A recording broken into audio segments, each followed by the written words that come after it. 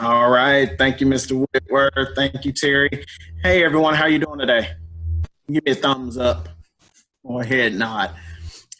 If I could just kind of take a poll here. So, who's all a first year teacher here on this Zoom meeting today? Just kind of raise your hand. I don't see any. Okay. So, we have a few with some experience. That's a good thing. I'm going to attempt to share my screen here so you guys can see what I see.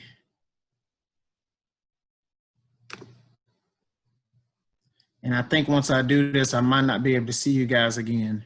Oh, I think I can. So if you give me a thumbs up if you can see my screen.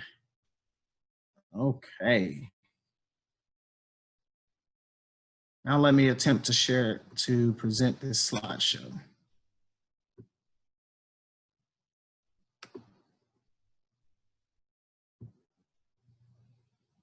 While that's loading, when Terry called or emailed me and asked about doing a presentation regarding communication with parents and administrators, I got a little excited because I know being in your shoes as a teacher, whether that be first year or even in the first 5 years, that can be a little difficult trying to determine the best ways to effectively communicate with both groups. Sometimes our parents can, you got two sides when it comes to parents. You have those who are over involved and they like to be there every step of the way and they want to tell you how to run your program. And then you have those who are under involved and you have to really pull and pry just to get them to show up to some things or just help in any aspect.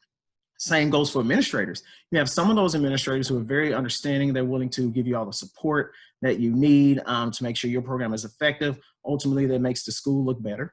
And then you have those administrators who believe, okay, this is just another thing that we do and some things are more important. So hopefully when we get through with this, it will give you some tips, some tools that you can use that would help you better effectively communicate with both groups. So here we go.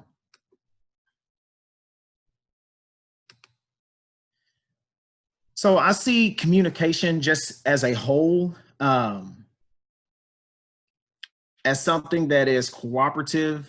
It is two-way. It is something that it takes cooperation on both parts to make it work. If you don't have the cooperation of both parts, then your communication can't be effective. So I'll put some bullet points here. The first one says managing upward is successful when power and influence move in both directions. And that's just thinking from teacher to administrator. You have power and influence. Obviously, you're trying to influence some things upon the administrator. The administrator has all the power to say yes or no. When we both move in the same direction, then I think that a lot more can be done. I think that you'll agree with me when we say that. But as we move through this short presentation, you'll see that there are certain steps to get there. You can't say what you want without having a plan in place. Understand the superior's position from her or his frame of reference. And I'll touch on this a little bit later, but I want to say that as an administrator, there are some things that kind of ties an admin's hands sometimes. And if we look at COVID-19 as just an example, obviously, some people might agree that schools need to be closed. Some agree that they need to have this hybrid model. Some agree they need to be completely virtual, whatever that may be. An administrator can't just make that decision because there are, powers to be above them who govern and make those decisions.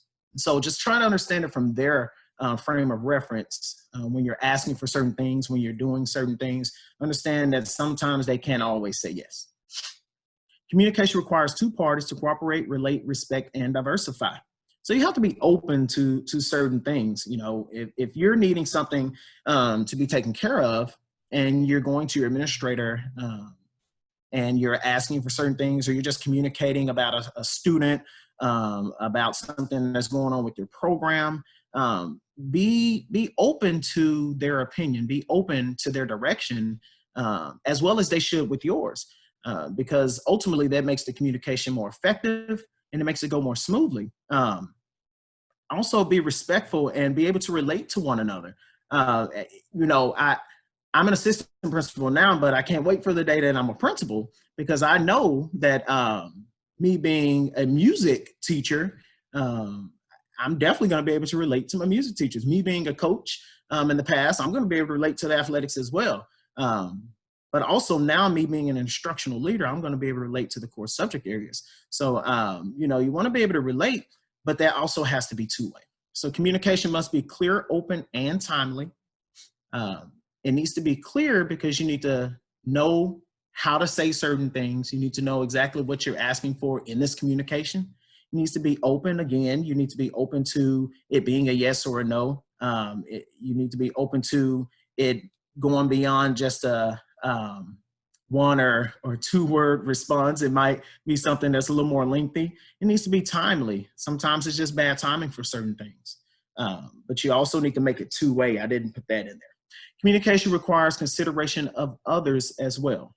So keeping those in mind, I'm going to move on to the next slide.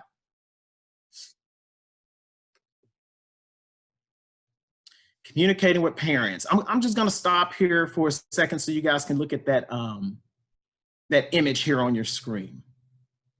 So look at the first guy, and you look at the lady in second in line. They look like they are the busiest people, but they're kind of unbothered. They look a little mad for whatever reason. And then look at this next guy. He's a little sleep in line. And then this next lady, she's definitely in a hurry. She is pressed for time. And then the last guy is pretty much like the first two. It's almost like, okay, what's really going on here? But they look upset for no apparent reason. I can't believe they put a happy person in this image, but sometimes these are the people we deal with. And it's not even just parents. It can be a coworker. It can be a student. It could be an administrator. It could be within ourselves. But a lot of times with our parents, they come in different packages, and we have to know how to unwrap that package appropriately. That way, we are tuning into their needs as well as our own. Okay. So make every day open house. Make your classroom more inviting, more fun in a way, even in the virtual sense. You have to be open to doing things a little bit differently. If the only time we speak with our parents on a friendly and positive note is at an open house, think of how that relationship will go, you know, throughout the school year or throughout many years if you have that same student for the next 2, 3, or 4 years. So we need to make every day as if it was open house. You have to be open to doing those things a little bit differently. Communicate frequently and purposefully. And if I can add another word, intentionally. It needs to be frequently because, again, the parents don't just need to hear from you one time of the year. Even if things are going well, and we hear this all the time. And the reason you hear it all the time is because it actually works. Even when things are going well, communicate with the parents. If you have Remind 101, just kind of raise your hand or give me a thumbs up. If you have Remind 101 with your choir. Okay. So if you have Remind 101, it takes nothing just to send a message. I know a lot of times you don't want the parents to have your phone numbers. For some people it works, some people it doesn't. For me, in my first 5.5 years of teaching, 6 years of teaching, all the parents had my cell phone number. And that's how I communicated. It was through a group text, and I always tell them don't respond back in a group text. But that worked for me, and that worked for my parents. I not once had a parent text or call my phone with anything inappropriate, misleading, or negative. And you know, that just worked for me.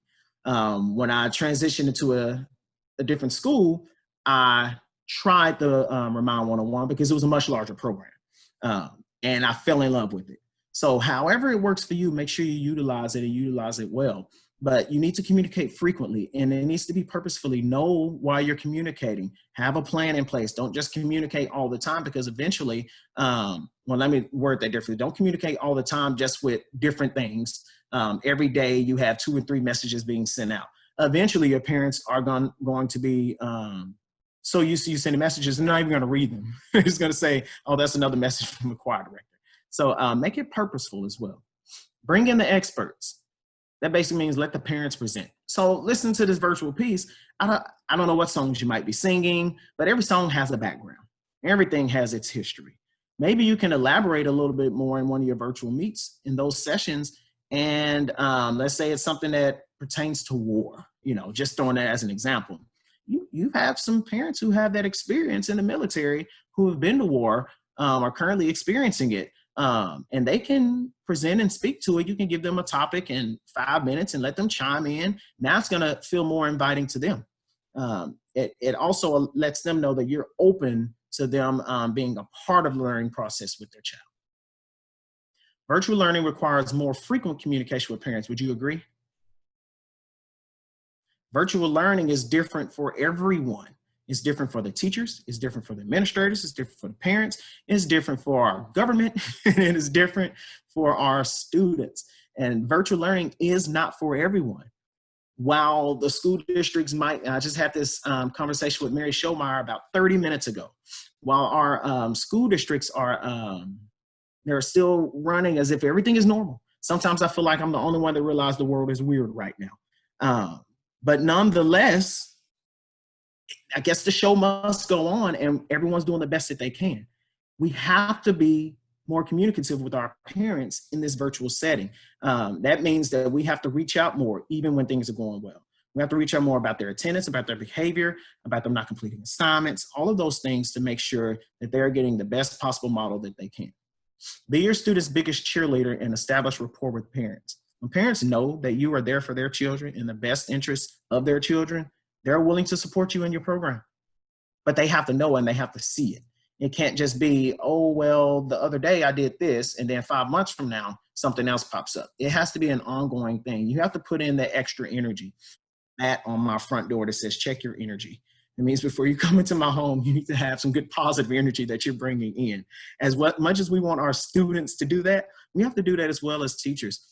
We have to put an energy level that we want back from them. So if we're teaching with 80% of our energy and our students are giving us 50, that's appropriate. If we're teaching with 110 and they're giving us 100, that's appropriate. We want the kids to meet us where we are with their learning. We have to do that with our teaching, but we also have to let them know that we are there for them and that they understand and they can see it by our actions. And when the parents see that, then they know you're there for them, even if the parents don't say it. Don't rely on students to send out correspondence. Be the bill collector.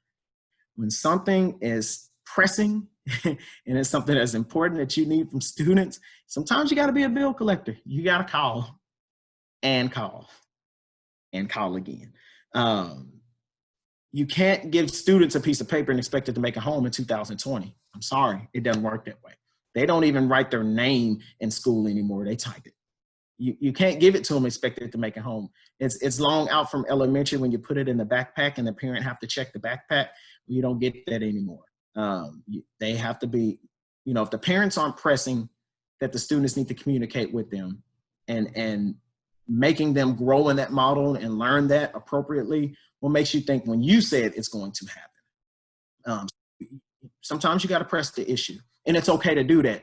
Not too much, but sometimes you have to, especially if it's an important thing, like they're great. Download Google Voice and or Remind 101 for frequent communication. I started using Google Voice this year. I don't, you know, with my choir, I use Remind. And the parents have my cell phone if they just need to. As an administrator, you're talking about a lot more kids. I use Google Voice when I call parents. Like for now, I've been working from home last few days. So I've been using Google Voice from my phone. Because in this position, I don't necessarily want everyone to have my cell phone number. So it's another good tool that you can use. Google Voice, basically, when you dial a number, it's going to send it through Google and it's going to give a different number that you're calling, but it's the same number. So they're going to see a different number when you call and it won't be your number. And they can call that number back and it's going to go through Google Voice to get back to you. So it's a good way to communicate without giving your number away. All right, communicating with administrators. Look at that image there. It takes teamwork, some decision making, some strategizing, vision. Definitely need to have a shared vision. contribution on both parts, management, planning, and responsibility, influence, and support. That's a big one.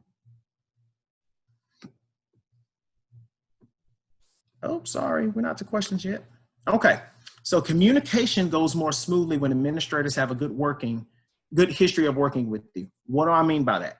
From day one, you're in your classroom and let's say you have a student that acts out. How are you going to handle that situation? Are you going to always run to an administrator needing their assistance? Well, at that point, the administrator is running your classroom.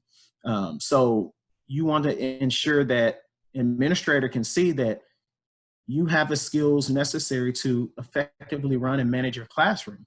Not just that, but also with the correspondence that goes out to parents, the communication through the students. When you have a program or when CPA comes up or All Region comes up, how did you handle that situation? Did you collect the money appropriately? Did you collect the money on time? Were there any issues with it? When you did a fundraiser, were there any issues with the fundraising? Were there any issues with the merchandise that came in? Did everything get out smoothly, or did it have to make it back to the administrator as an issue?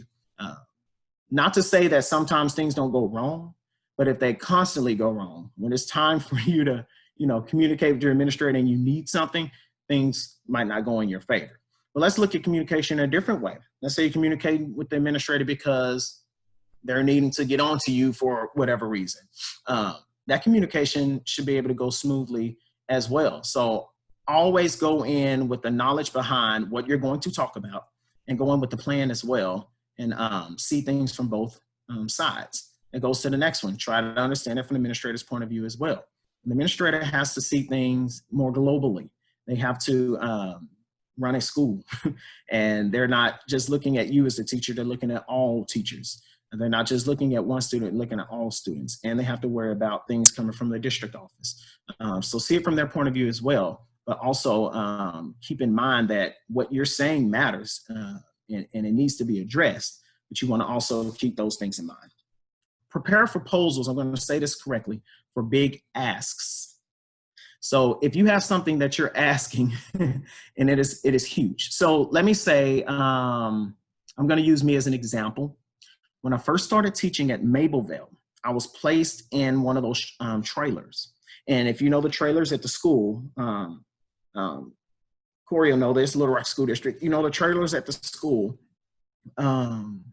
it's a big trailer. However, it's split in two. So I got one half of that trailer. And I asked my principal, I said, hey, there's a whole choir room here.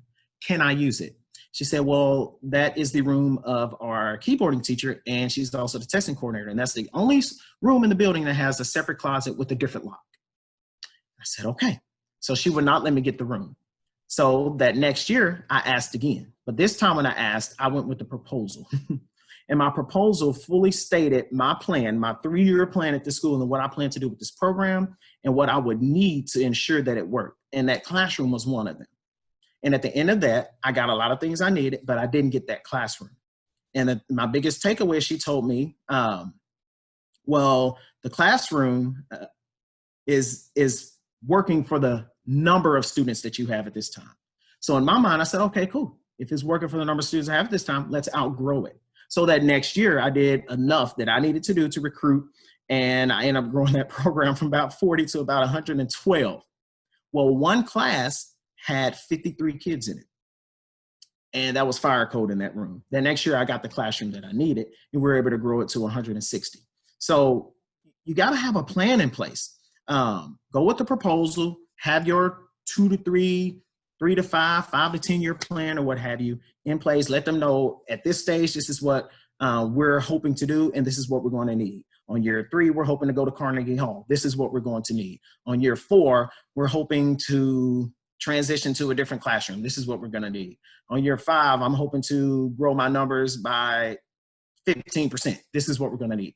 Have things in place and have a plan so that they know, okay, they did their homework for one, and they're coming to me because they're very passionate about it, and it's also ultimately going to help our school. And then everything that you're doing with your program, make sure that it is very positive for the school, because principals love when their school looks good. And if you're going to help make their school look good, or you all school look good, that's going to benefit you as well. Be independent in your decision-making and autonomous with how you run your classroom. This kind of goes with that first one I was talking about. Make things easier for admin so you can get the things you need in the future. If admin have to constantly run your class, they got to go there all the time because you have behavior issues. They have to, you didn't turn in your grades on time at the end of the 9 weeks, so they're having to email you again. You didn't make it to work on time. They're having to cover your class because you're out every Monday and every Friday. Different things like that. Make it easier on admin, which ultimately makes it easier on your team of teachers too. It will greatly help you when it comes to working with administrators and communicating with them. But remember those tools in that first slide, it'll be very beneficial because these run together whether it's an administrator or a parent. And that is all that I have on this part. So we will go to a Q&A. I'm going to stop sharing so I can see everyone. And if you've got questions, got some answers. Yeah, Dr. Farr, I'm watching the chat to see if anyone has any questions. Does anyone have any questions for Dr. Farr?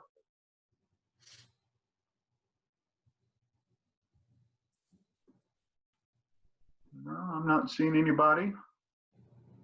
I have one. Okay, go ahead, Gabriel. Yeah, so this is my first year teaching, and so I'm not exactly sure what it would look like to make a proposal. Like, what are you looking for? Are you looking for certain things? Does it have to be typed out? Is it just something I go talk to the administrator about? Like, what would that look like if I needed to do that in the future? I typed mine out. I actually got this idea from Dr. Ryan Fisher, who's at the University of Memphis, when he was my professor at UCA. And I typed mine out. And I had a copy for myself, had a copy for the principal. And mine, of course, was about 3 or 5 pages. It can be a page, it doesn't matter. It just depends on what you're needing, what you're asking for, or what you're hoping to just convey to them. It might not even be anything you're needing. It's just you want to let them know, hey, this is my plan. I just want to meet with you. But it doesn't have to be anything elaborate, just a header, some bullet points, next header, bullet points. All right, Corey, go ahead. Mine's not so much a question. I was just going to say about proposals as well. Don't forget about your PTSAs. I just got a $500 grant for headphones and stuff, and it was an easy little proposal, and I got the money because I'm the only one who asked. There you go. All right, anybody else as we wrap this up? Megan? Hey, I have an issue, not with my admin necessarily, just that they're kind of apathetic towards me and music in general. Our athletic director actually told our band director that we are a football school. So how would you deal with, or just communicate better or try and maybe work them to be more on your side? I don't know if that's a good question. Or if anybody else understands. No, I completely understand. I'm trying to think of some things in the words of Edmund Hampton, because I think me and him was speaking actually about something like this earlier this school year. I would actually try and work that with the athletic director a little bit. I mean, I'm not sure how big they are on making some decisions, but I do know the athletic director handles AAA, and choir is a part of AAA, so they should definitely embrace it as much as they do the athletics. But I would first try and meet with the athletic director and say, hey, how can we work together in this aspect? If that does not go well, I would then try and meet with the principal and just ask them, how they envision the school, how they envision the music programs as much as they do the athletics. And if need be, it might be something that everyone needs to meet with, together. But ultimately, I was just trying to work out those relationships so that they see that, hey, this is not necessarily a competitive thing between students at the same school. We're just here trying to work together and ensure our programs work well for the better good of our school and our school district. And most importantly, our students, not necessarily one is better than the other. Hopefully that helped, Megan. All right, anybody else? I think I just saw something in chat from Corey. We got Jason Burns. Jason, go ahead. Wanted to jump on Megan's question, and I'm facing the same situation, very athletically driven school. And what I've done is gone to the athletic director and working out with him in a future date when things are settled down a little more for my choir kids to perform the national anthem for games. And he was very on board with that because they've always had just recordings. And so I recorded, one of the first projects I did was recording my choir, having them sing the national anthem. I turned it over to the technology class and they didn't finish it. So now I have to go back and do it myself. But I'm going to make a recording so that they have our kids singing the national anthem. And that was one of my ideas as a first step to bridge the gap. And as I talk to them, they support us as people, but I don't think they really understand the vibe they give out as far as the hierarchy of importance. And they want us to succeed and they enjoy having the music. But what I'm finding is it's not always putting the actions behind their desire and their personableness to you. So I just am going to chip away and be the best employee, like Dr. Farr was saying, and do my job and offer things. But if anybody else has other ideas too, I would be open to that as well. Well, just kind of to piggyback off that, Jason, one thing I did, and maybe I kind of overdid some things. I met with some of the math teachers when I was teaching, and I met with some of the history teachers, and I built the lesson kind of around what they were doing at that time. History, we kind of built the music history lesson. With math, we kind of incorporated some of those skills that they needed for whatever they were working with and how we can, fuse that with the music that we were doing and kind of work some of the math behind the music and make that align. And it worked. It kind of got some buy-in from some of the core teachers. And of course, the administrators loved that because they saw that we were working together. Not only that, but how well are you building literacy skills in your classroom? Are you just taking the song out and singing it? Or are you going through the background knowledge? Are you taking the lyrics? Are you doing a contextual analysis between the poem that you're actually singing or the history of the composer or the history of the song? What are you doing to build those literacy skills that are actually helping the school as a whole? When administrators see that, then they know that you're on board with everyone. And because like you said, Jason, I'll admit, most administrators, they just see choir and music class as just another option at the school. And I will tell you why. It's because they get a lot of pressure on those core subjects with testing. And, not that makes it right, but a lot of the reason that's why. So how well are you trying to assist in that? I think sometimes that will help make it a little more easygoing for you.